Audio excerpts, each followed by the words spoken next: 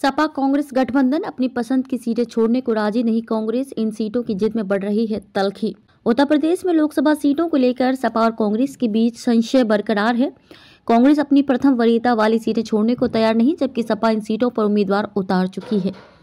ऐसे में गठबंधन में दरार पड़ती दिख रही है। हालांकि दोनों पार्टी के नेता जल्द ही सीट का मसला सुलझाने का दावा कर रहे हैं, लेकिन अंदर खाने हालात विपरीत हैं।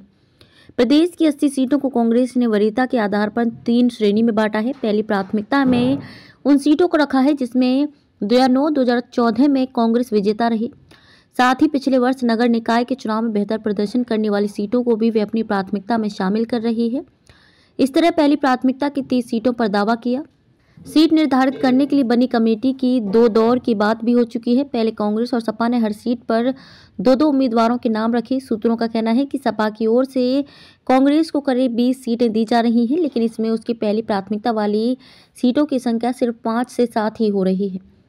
अन्य उन सीटों को देने की पहल की गई है जिन पर कांग्रेस का ना तो जनाधार है और ना ही संगठनात्मक तैयारी है। ऐसे में कांग्रेस ने इन सीटों को लेने से इनकार कर दिया है।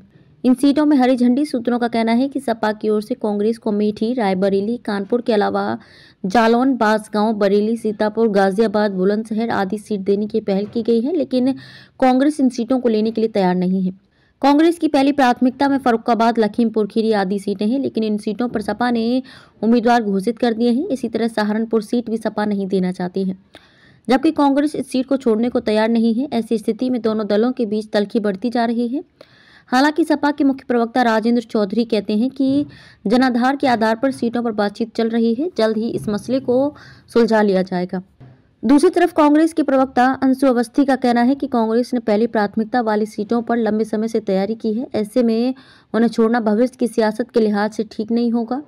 सपा को इस बात का ध्यान रखना चाहिए कि भाजपा को हराने के लिए जहां जिसकी मजबूती है उसे वे सीटें दी जाएं। सपा को जिद छोड़नी चाहिए। लखनऊ विश्वविद्यालय के प्रोफेसर राजेंद्र वर्मा कहते हैं कि लोकसभा चुनाव 2024 में भाजपा को रोकने के लिए सपा, कांग्रेस सहित अन्य सभी विपक्षी दलों को आपसी मतभेद भुलाकर एक मंच पर आना चाहिए।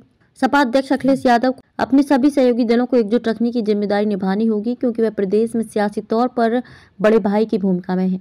हाईकोर्ट के वरिष्ठ अधिवक्ता महेंद्र मंडल कहते हैं कि सपा की ओर से सामाजिक न्याय की वकालत की जा रही है, लेकिन पीडीए और सामाजिक न्याय की बात करने वाले स्वामी प्रसाद मौर्य और पल्लवी पटेल दूरी बनाते नजर आ रहे हैं।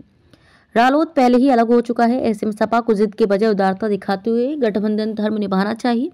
संविधान बचाने के लिए भाजपा को रोकना जरूरी है।